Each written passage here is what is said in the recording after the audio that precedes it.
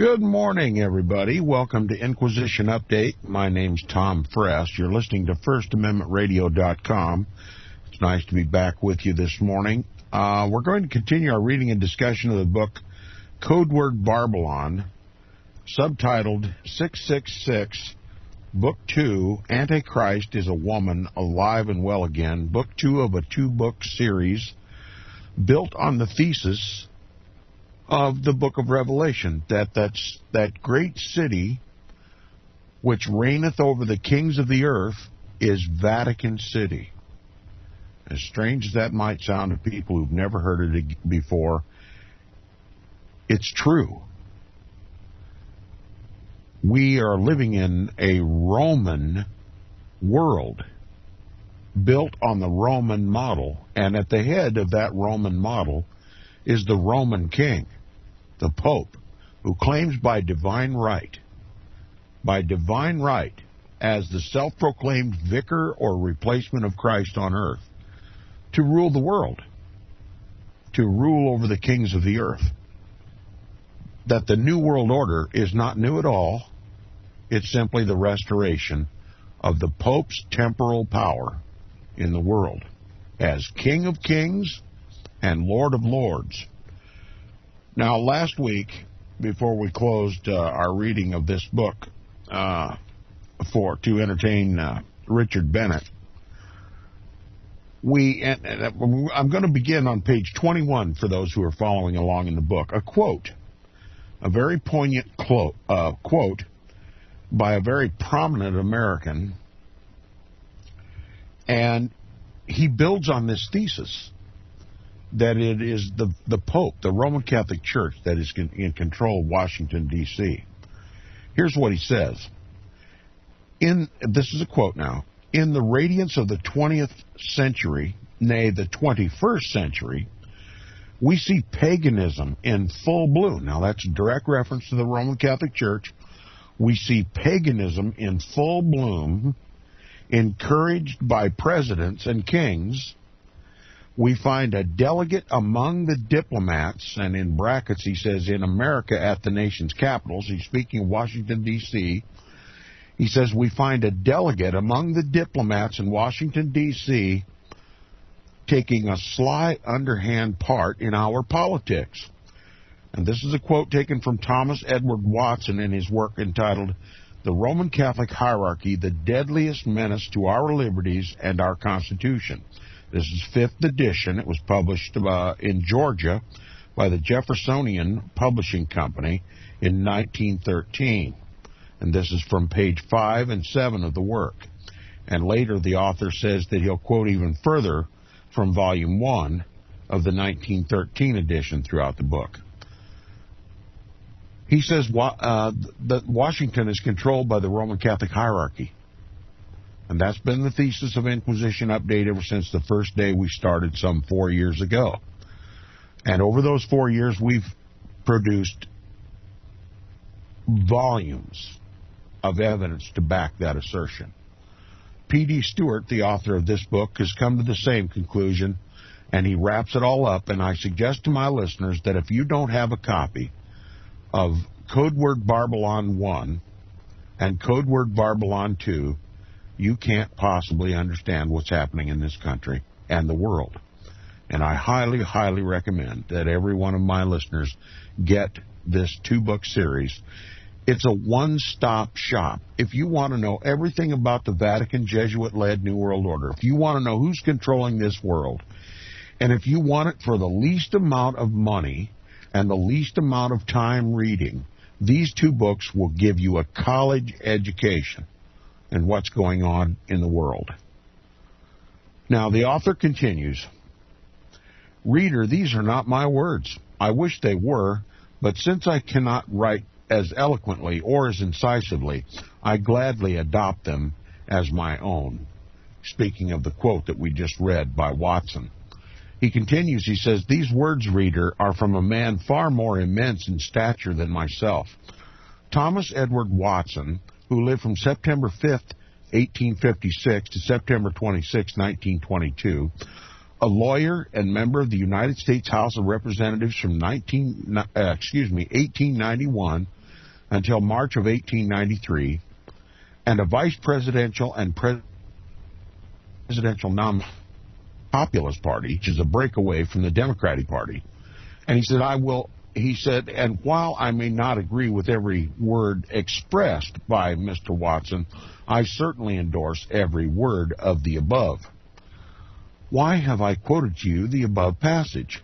What, you ask, is its relevance to the age in which we live, when Mr. Watson's words were penned way back in 1915? That, reader, is the subject of this book. I have entitled this second volume to Codeword Barbelon as Antichrist is a Woman, for good reason. It is the culmination of my efforts in exposing a powerful hierarchy, the deadliest menace to our liberties. The deadliest menace to our liberties. Are you losing your liberties in this country? Do you feel like the United States is becoming a total police state? You can thank no one but Rome, the Vatican, the Roman Catholic Church, that woman that rides the scarlet-colored beast. I call her the Scarlet Harlot, claims divine right to rule the world, and she's in control in Washington, D.C. We're reduced to abject servitude by this papacy, the modern-day Pharaoh, the modern-day Nebuchadnezzar, the modern-day Nimrod. And example after example have been given in the Bible describing this latter-day Pharaoh. And it's time for Christians to examine the Scriptures and examine history and understand who the biblical Antichrist is. Who is the replacement of Christ on the earth? Is he God's man, or is he, as the Bible says, and the dragon gave him his power and seat and great authority? Now, another quote from Watson. Said Watson, the agents of this hierarchy, speaking of the Roman Catholic hierarchy, the agents of this hierarchy are in a secret league with the head chiefs of political parties and are even in high political office. They have shackled the press, and the cowardly politicians are in deadly fear of them. Very interesting. Now, beginning where we left off last time, they and their agents, that is, the Roman Catholic hierarchy and their agents in high offices, are a brood of vipers, speaking hypocrisy, that is, lies, at one table. They talk of human rights and the dignity of man.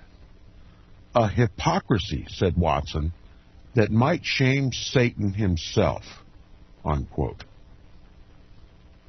Speaking lies and hypocrisy, always talking about human rights and the dignity of man. That's the Roman Catholic hierarchy. But the hypocrisy is in the fact that while they talk about human rights and human dignity, the dignity of man, they are enslaving us all, taking away our human rights, taking away whatever dignity man has in this world today. What dignity does a man have when he has to bow to another sin-sick man in Rome who calls himself the replacement of the Son of God on earth? A pope who protects pedophile priests all over the world. Now, what do I mean by all this, says the author? In the coming chapters, I shall show that that Antichrist, that ghost of the Middle Ages, speaking of the Pope, that of the world, speaking of the Roman Catholic Church, is still alive and well, and that she now stalks grimly through the land, courting kings, princes, presidents, and prime ministers, and using every conceivable means at her disposal, perfidies, ecumenical hypocrisies, subtlety and seductions most alluring, not to mention political deceptions and demagoguery of every class. Listen, to regain her temporal power and to advance the most fearful conspiracy to defy God, ruin the peace of man, and to make a shipwreck of civilization. Already, said Professor Morse, and we're talking about Samuel F.B. Morse, the inventor of the Morse code, an American who knew about this Vatican Jesuit-led New World Order. Here's what he said. The serpent has commenced his coil about our limbs, and the lethargy of his poison is creeping over us. We must awake or we are lost, unquote. For, warned Morse, quote, our liberties are in danger. The Philistines are upon us, unquote. And that's from Samuel Finney Breese Morse, Samuel F.B. Morse, the inventor of the Morse code, in his work entitled Foreign Conspiracy Against the Liberties of the United States. And we will read that book eventually on Inquisition Update. That from Samuel F.B. Morse, who was well aware of Rome's strategy to get control of this, some would call a Protestant nation, and to turn it into what it is today, a battle axe, a global battle axe for the Pope, a papal proxy warrior, to enslave the American people and to turn them against God. That is what has happened in this country. You feel like God's hand of blessing is being removed? It's because God's people in this country do not recognize what the Vatican has done in Washington, D.C., and how it has used the power and the strength of this nation to conquer the world for the Pope. Now, P.D. Stewart continues. He says, I was compelled to write this second volume because, to quote Watson, and I shall quote him often, quote, rolling upon the horizon are these appalling storm clouds, and few there be who will take warning, unquote. Those who should be most alarmed are blind to the awful danger. The state authorities are indulging a fatal security, and the general public is strangely apathetic, indifferent, unquote. And so I offer no apologies for the pointed language of this present volume, which I believe will prove most profitable to the reader. To quote the words of Charles Sperry, quote, while we studiously avoid every word or form of expression which might be considered an infringement on the laws of correct taste, we cannot promise it will not give offense to any, since, quote, it is impossible to assail great and crying evils without giving great offense to those who are interested to uphold and perpetuate them, unquote. The circumstances of our country at the present time and the state of public sentiment demand no halfway measures, no feeble halfway testimony to quicken the languid pulse and arouse the flagging energies of the mind. So besotted and dumbfounded are the great body of the multitudes with the Lethean draughts of the Jesuitical system that something more stringent and exciting than the ordinary language is necessary. The trumpet voice of truth needs to be sounded loud and long to awaken the sleepers, unquote. As for Garrison said, listen to this quote. Garrison said, does this not describe Americans today? Christian Americans particularly? Listen to this quote. The apathy of the people is enough to make every statue leap from its pedestal and to hasten the resurrection of the dead, unquote. And if that was true back in Garrison's day, what words would be used to describe the apathy, the ignorance of the American people? He continues, he says, and so I am compelled to employ language as will best express the idea we would convey, to carry home the truth with the greatest power. I retract nothing. I blot out nothing. My language is exactly what it should be at this hour. An hour more momentous than that of the advent of Ignatius Loyola or the thunderings of Luther. An hour, reader, when the scenes are fast shifting in the great theater of the world, with the final act being played out on the American stage. In the coming chapters, I offer the reader evidences of a sort that, to quote Sperry, even the plain reader, in other words, one who cannot read very well, one of lower intellect, someone of a common intellectual ability and reading ability, he said, words of a sort, evidences of a sort that to even the plain reader can understand, of a kind that the scholar will appreciate and which the skeptic cannot refute. In other words, this is a most invaluable book for every American, and everyone will appreciate it. Even the weakest of our nation, even the scholars of our nation, even the skeptics of our nation will appreciate this book. P.D. Stewart continues, and I make no apologies for the revelations disclosed in this book, for to quote Sperry again, quote, no man could do justice to this long-continued and deeply embittered controversy without giving some offense to the over-fastidious or weak and superstitious minds, unquote. I have here advertised my intention to speak plainly without vulgarity.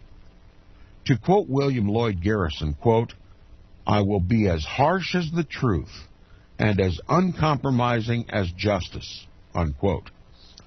We have no need now of arguments with the qualities of subtlety as Michelangelo's Last Judgment.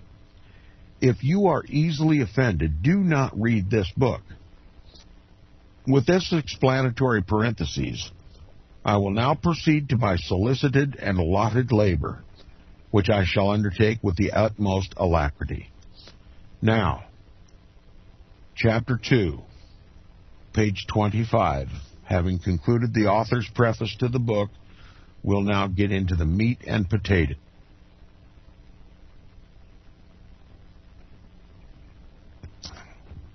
Chapter 2 is entitled, A Change is Come. A change is going to come, capitalism gone with a whimper. And begins with a quote from Sinclair Lewis in the work entitled It Can't Happen Here, published in 1953. Quote, when fascism comes to America, it will be wrapped in the flag and carrying the cross, unquote.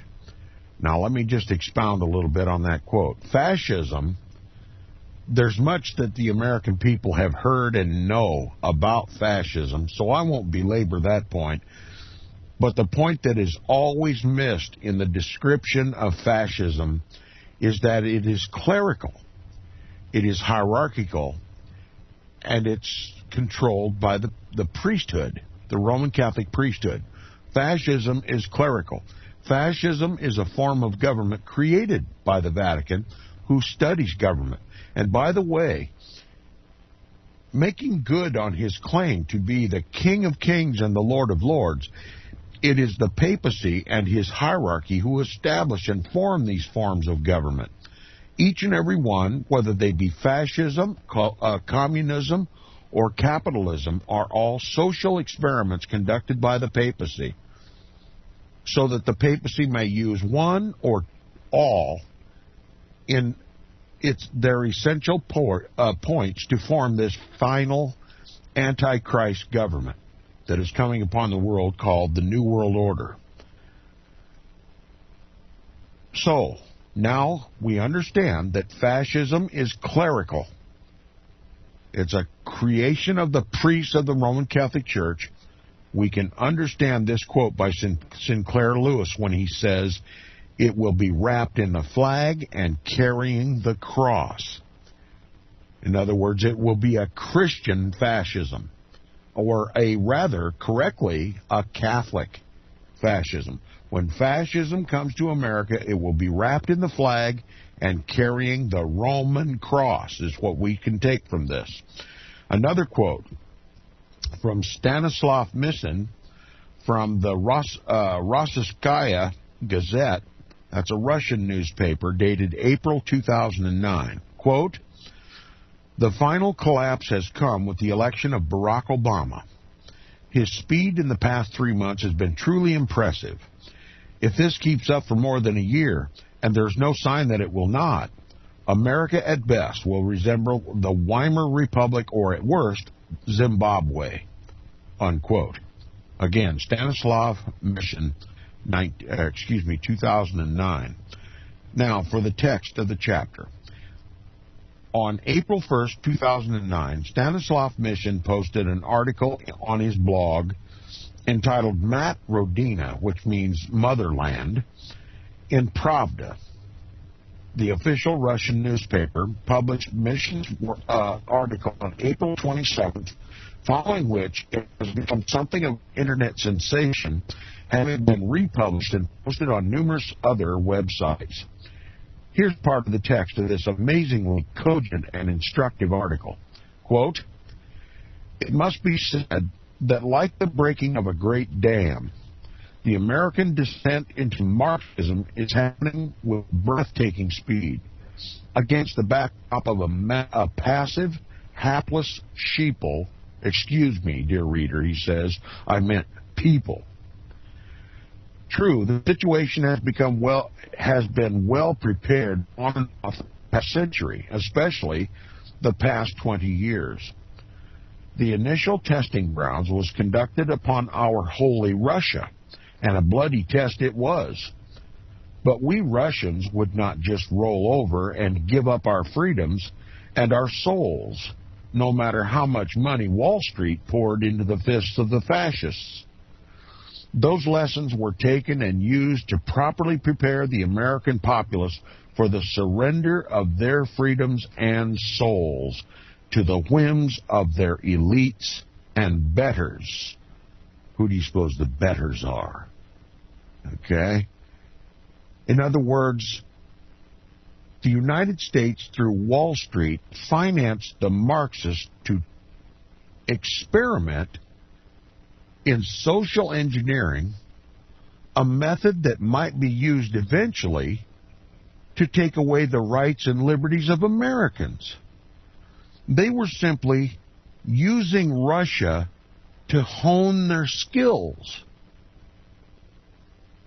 to learn from experience how to control, to finally conquer the United States of America.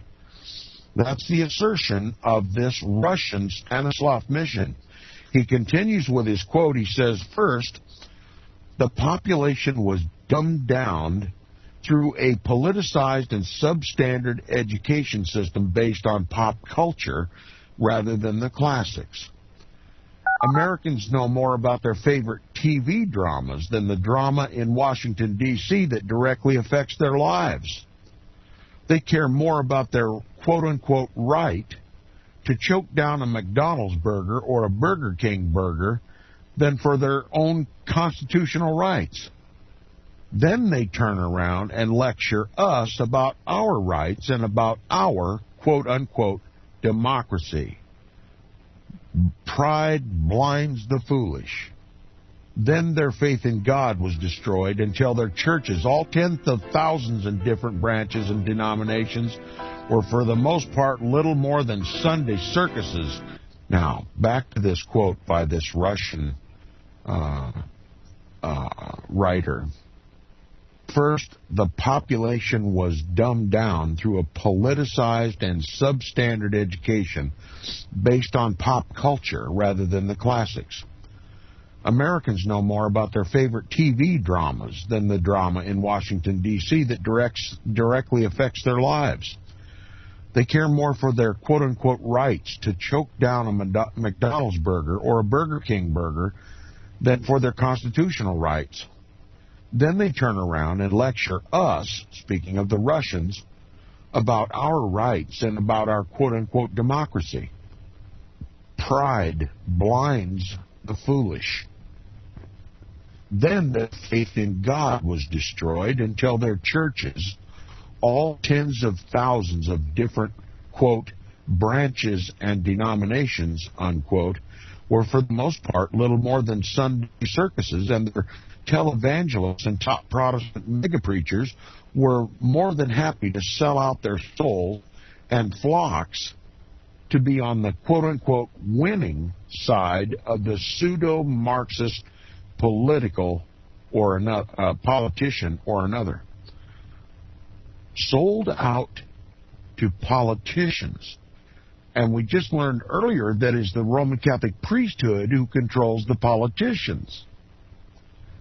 He continues with the quote. He says, the final collapse has come with the election of Barack Obama. His speed in the last 3 months has been truly impressive. His spending and money printing has been record-setting. Money printed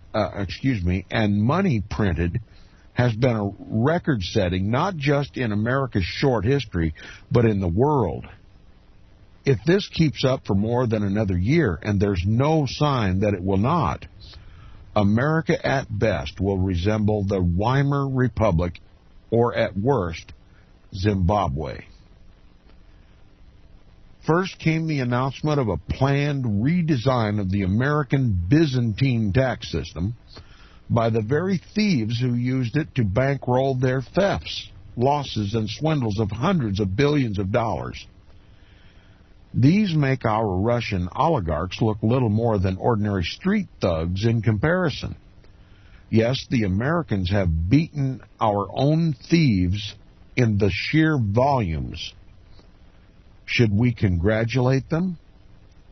These men, of course, are not an elected panel, but made up of appointees picked from the very financial oligarchs and their henchmen who are now gorging themselves on trillions of American dollars in one bailout or another.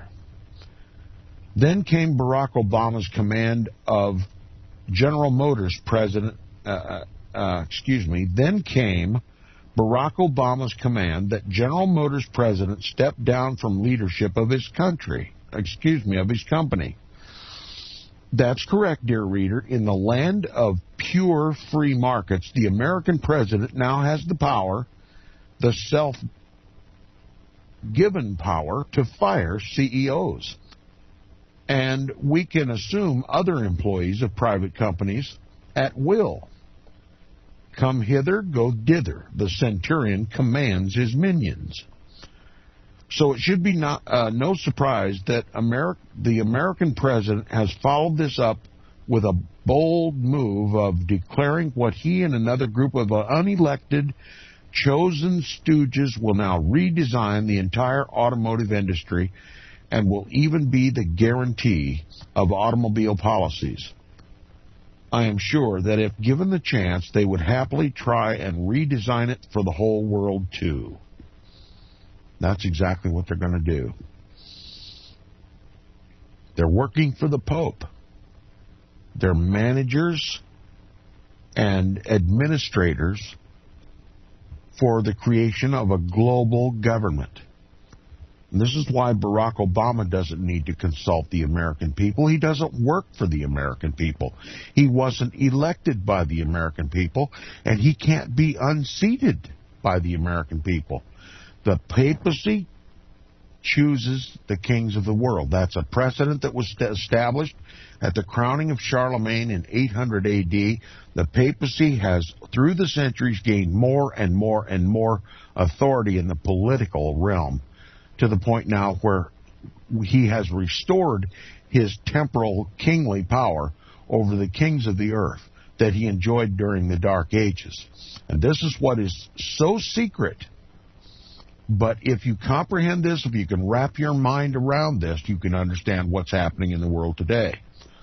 He continues with a quote. He says, Prime Minister Putin, less than 2 months ago, warned of Barack Obama and UK's Blair not to follow the path of Marxism. It only leads to disaster.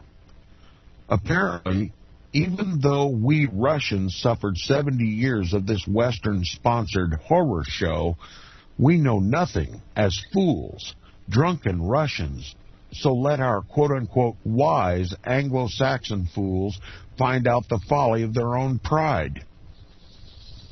What is it the Bible says? Pride cometh before a fall. A fall is assured for the United States of America. It is controlled by pride, and the source of that pride is that man of pride in Rome, the Vatican, the Roman Catholic Pope.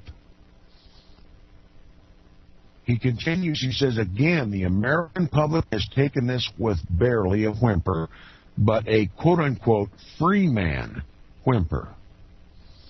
That's right. Lots of talk about being free men, but there are none of us free, and we don't even know from whom we need to gain our freedom.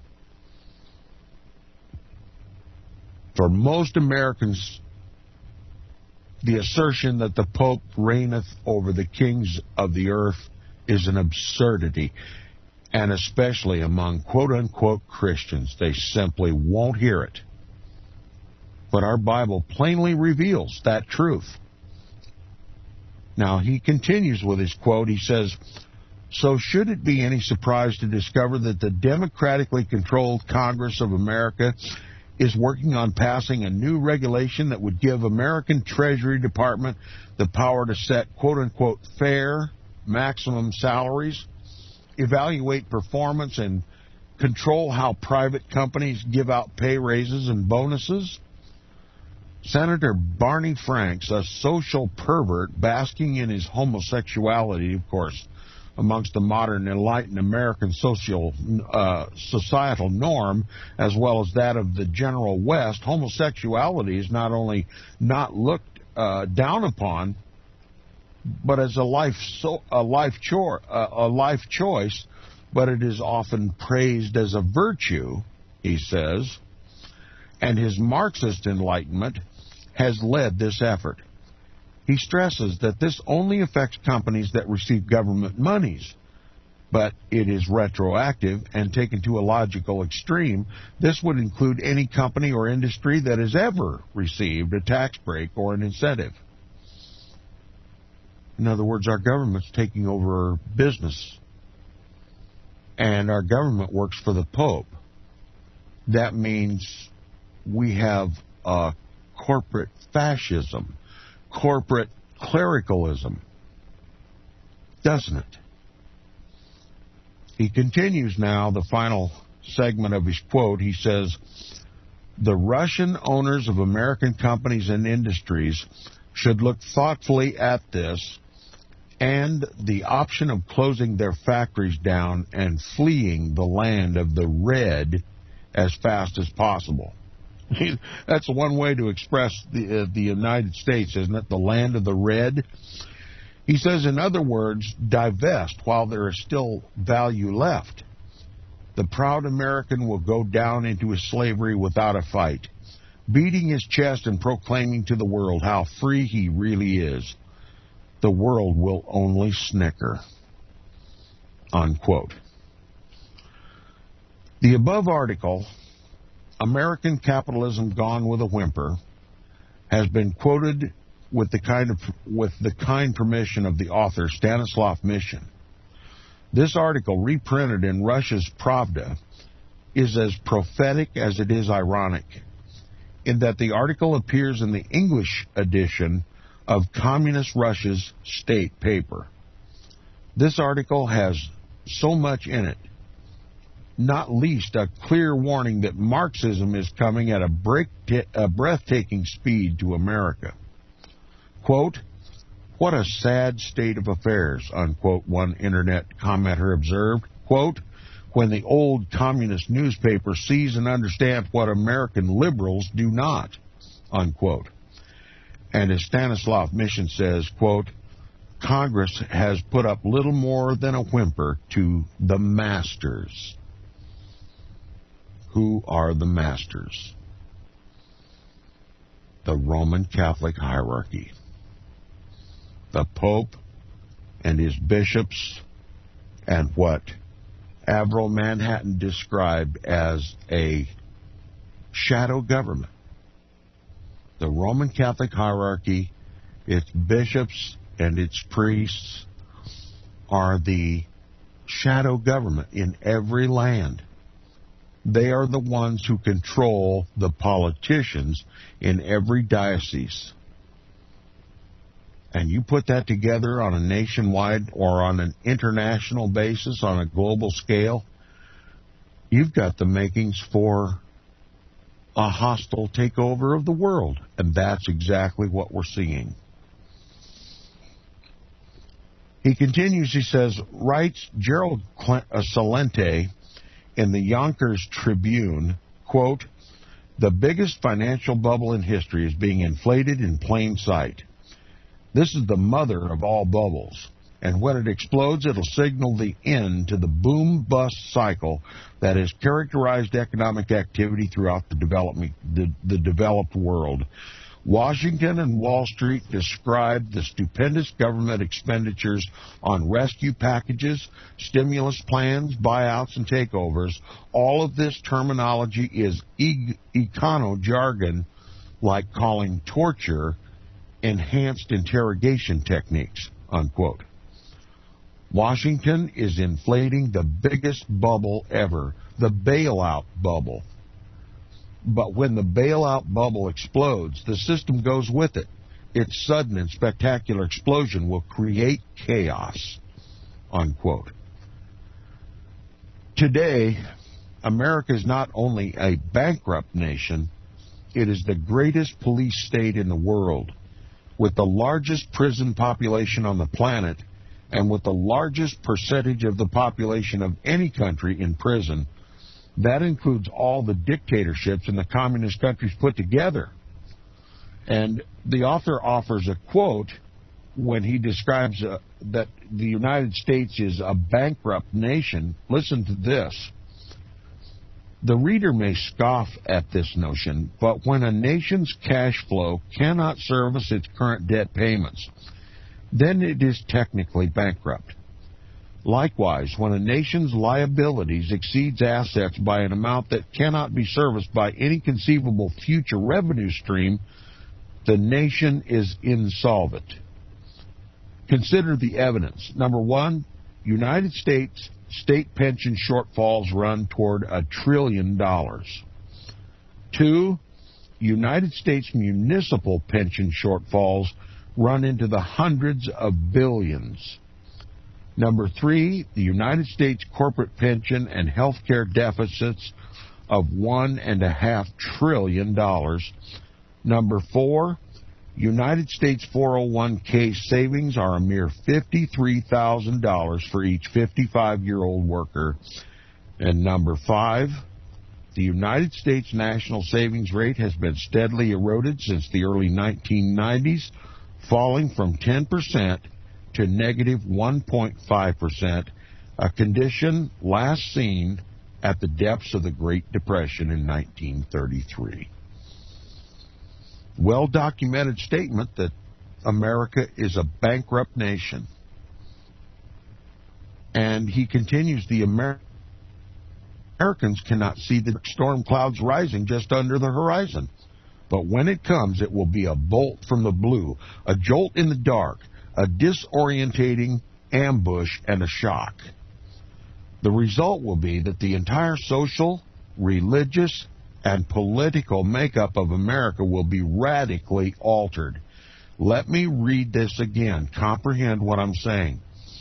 The result will be that the entire social, religious, and political makeup of America will be radically altered, and I will just add the economic makeup of America will be radically altered. And even since the time of the writing of this book, this is already coming to pass, as will continue in the next chapter. Now, continuing, he says, suburbia will disintegrate, and social upheaval will be the rule for a time until Antichrist reveals her master plan. Until Antichrist, that is the Roman Catholic Church, reveals her master plan. That's the scarlet harlot he's referring to. And the desperate people will hail it as sent from God. Now, let me tell you what I think this is going to be. This may be the first time you've heard this. Nicholas and I, on one of our regular Wednesday broadcasts, touched on this. But I think the papacy is ready to declare a global default. So many nations in the world are bankrupt. And the papacy, asserting itself as God on earth, appealing to Christians and people of faith and goodwill all over the world, no matter what religion they belong to, is going to propose a global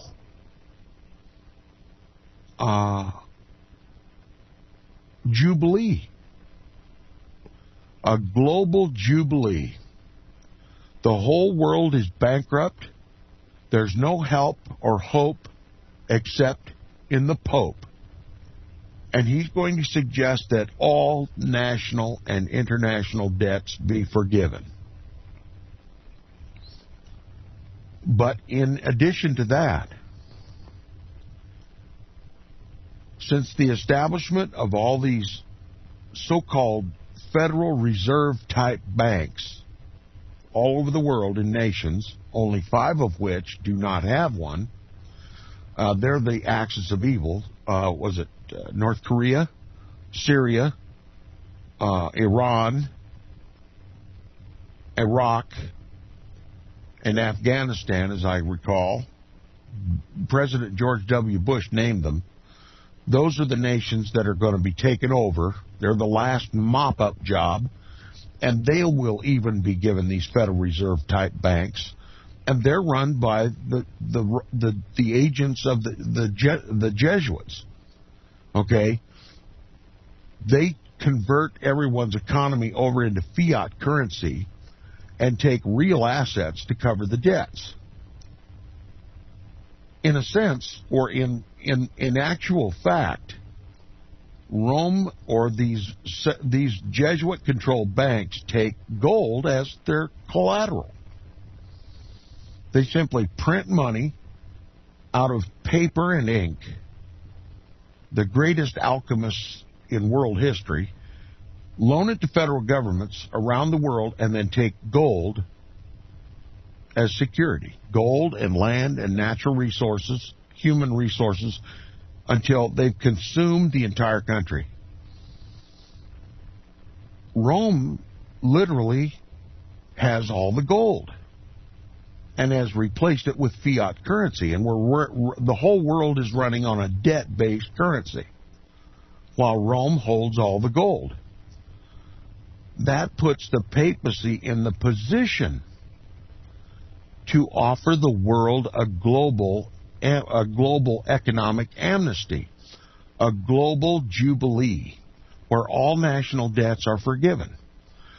Now, what do you think the reaction among the debt-ridden American people is going to be when the Pope stands up and suggests that all our national debts be wiped away in a big jubilee?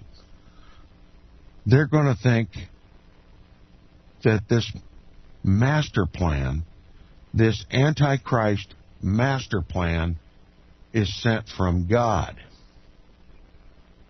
and is being brought to the people of the world through the Pope. And to add even further incentive to the global acceptance of this papal proposal, I believe the papacy is going to offer a gold-based currency, since she owns all the gold. And we've been primed for nearly a decade, or at least I have. Some people have studied this even longer than I have. We need to get back to a gold-based currency. How many times have we heard this? We need to go back to a gold and silver-based currency. We cannot continue with this fiat debt-based currency. We need to put real value back into our money. And you know what? The Pope is the only man on earth that has the power to do that, since he owns all the gold. So he's going to propose a new global currency based on whatever the Pope wants to base it on. I suggest it'll be gold and precious metals. And the whole world will accept this new global financial system. And anybody who suggests that it is an antichrist system, which it will be condemned as a heretic, and the hatred of the world will be focused on those who know the truth. Startling, isn't it? It's just a proposal. Nicholas and I have talked about this at least to some length in our Wednesday sessions. I hope to continue those when time permits. But that's what's coming. A new master plan to resolve the financial debt crisis of the world. And the Pope is going to step up as the replacement of the Son of God on earth with this global economic amnesty, this global Jubilee where all debts are forgiven, and a new gold-based, precious metal-based currency will replace our debt-ridden fiat currency. And it will appear that no sane man on the planet would criticize this sort of thing. But we've simply, if we do accept this, we've simply accepted the Pope as the God of this world. That's the New World Order system. Time will see what is about to happen. But I'm not going to be deceived. I'm not going to be deceived by this new thing. We're going to talk about this more as we continue. I'll finish up here. It says, and yet, to quote again the Pravda article, quote, the proud Americans will go down into his slavery without a fight, beating his chest and proclaiming to the world how free he is, unquote. Yes, reader, change is in the air, but of a kind that will cause the apocalyptic visions to be realized. All must be awakened as you would awaken a sleeping family in a burning dwelling, or wave a lantern at a crowd with shouts of danger at the approach of a train about to derail. That is the fervency and the immediacy that the author is going to deal with the problems of this world in this book, as though he were hollering fire at a burning building, or hollering, get off the tracks, from the approaching freight train that is coming to the world.